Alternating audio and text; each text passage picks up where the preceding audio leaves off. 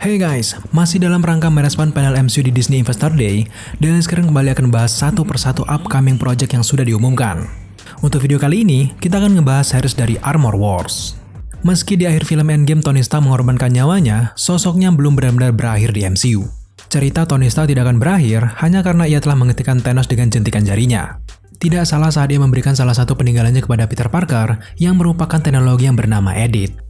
Nama EDIT sendiri adalah sebuah akronim dari Even That I'm the Hero, bahkan saya sudah mati, saya masih sosok pahlawannya.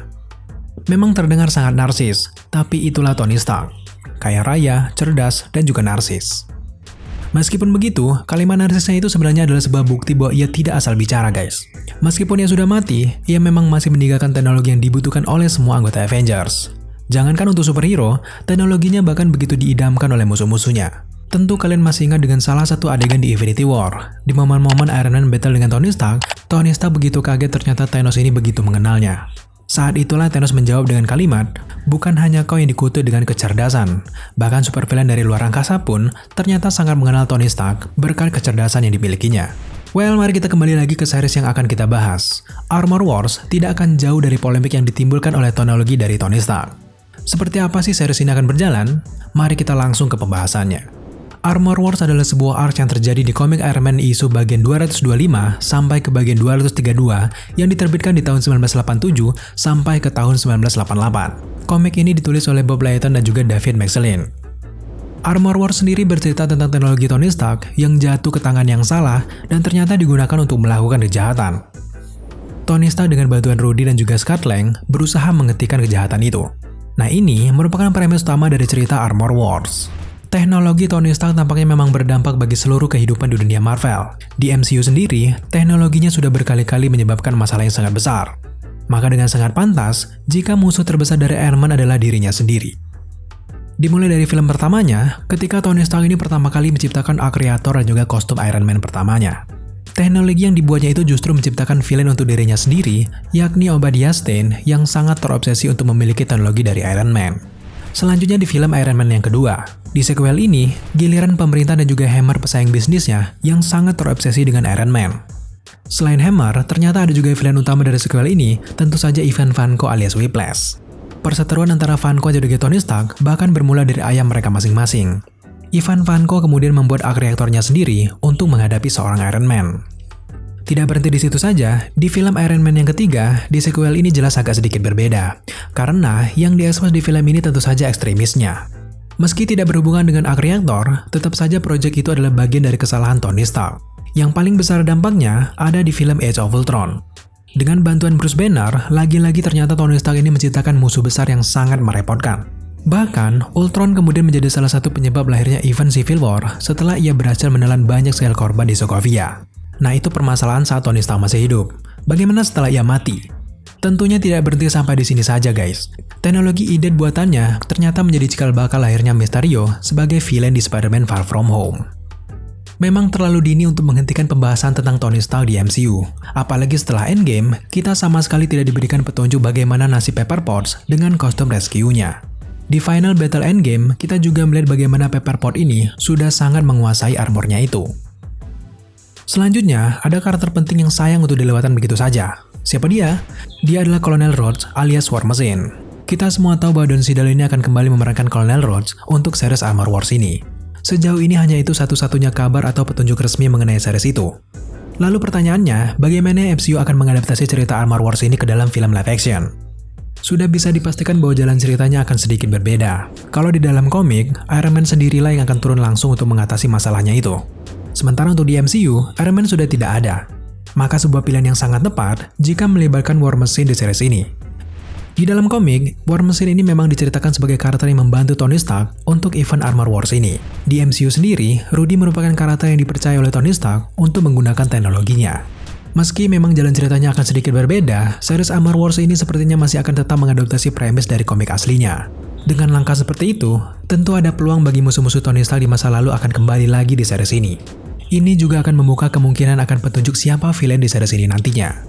Sekarang mari kita berandai-andai. Yang pertama, ada sosok Justin Hammer. Sampai sekarang, santer dikabarkan kalau sosok Sam Rockwell ini akan ditarik kembali untuk memerankan sosok Hammer di series ini. Seperti yang sudah kita jelaskan tadi, Hammer adalah salah satu orang yang sangat terobsesi dengan teknologi Stark. Di akhir film Iron Man yang kedua, ia ternyata ditangkap dan dipenjarakan setelah Pepperpot mengungkap kejahatannya. Memang rentang waktu antara kejadian di Iron Man kedua hingga ke timeline Armor Wars ini memang terhitung cukup lama. Bisa saja di series Armor Wars ini, Hammer sudah dibebaskan atau mungkin melarikan diri dan bersiap untuk melakukan pembalasan. Apalagi saat ini Tony Stark sudah meninggal. Fakta itu merupakan sebuah kesempatan yang tidak akan dilewatkan oleh seorang Hammer. Hammer juga bisa dihadirkan untuk membalas kesalahannya terhadap Pepper Potts yang membuatnya dipenjara. Nah, karakter ini jelas sangat berpotensi besar untuk menjadi villain di series Armor Wars nanti. Hammer bisa saja diceritakan sebagai karakter yang akan mensabotase teknologi Tony Stark untuk dijual ke pihak lain. Nah, disinilah peran War Machine untuk mencegahnya. Kemungkinan yang kedua, selain sosok Hammer, ada satu lagi karakter yang berpotensi menjadi villain di series ini. Siapa dia? Dia tentu saja Ezekiel Stane. Memang karakter ini belum pernah dihadirkan di MCU. Ezekiel merupakan anak dari Obadiah Stane. Kita tahu bersama bahwa Obadiah ini sudah mati di film Iron Man yang pertama. Kalau di dalam komik, Ezekiel diperkenalkan pertama kali di tahun 2008. Karakter ini diceritakan sebagai sosok ilmuwan cerdas yang sangat ingin membalas dendam atas kematian ayahnya. Motivasi karakter ini mirip sekali dengan Ivan Vanko di film Iron Man yang kedua. Namun karena memang di MCU Tony Stark sudah tidak ada, maka Ezekiel Stane mungkin akan berkolaborasi dengan Hammer untuk mencuri teknologi Tony Stark. Dendamnya terhadap sosok Tony Stark bisa saja ia lampiaskan dengan membuat kekacauan di dunia, di mana Pepper Potts dan juga Morgan Stark masih hidup. Kehadiran Hammer dan Ezekiel Stane bisa membuka jalan bagi karakter-karakter lain untuk memperkenalkan diri.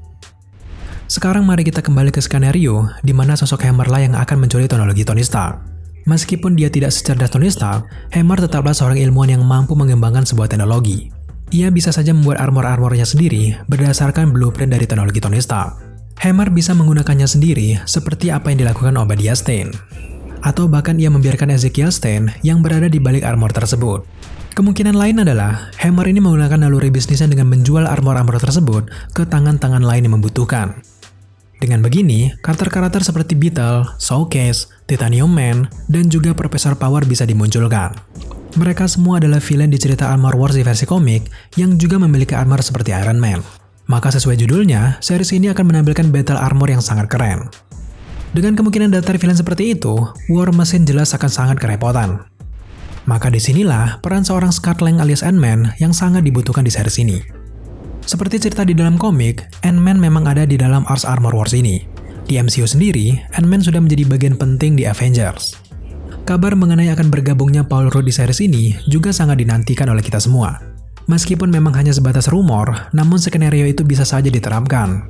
Kehadiran Scott Lang di series Armor Wars ini akan memberikan unsur komedi yang sangat segar. Rhodys dan juga Scott Lang akan menjadi duo yang sangat menggelitik kita. Bahkan kedua karakter tersebut sudah menampilkan chemistry yang sangat baik di film Endgame. Contohnya ketika adegan Rhodys ini menyarankan kepada Hulk atau Hawkeye untuk kembali ke masa lalu dan membunuh Baby Thanos.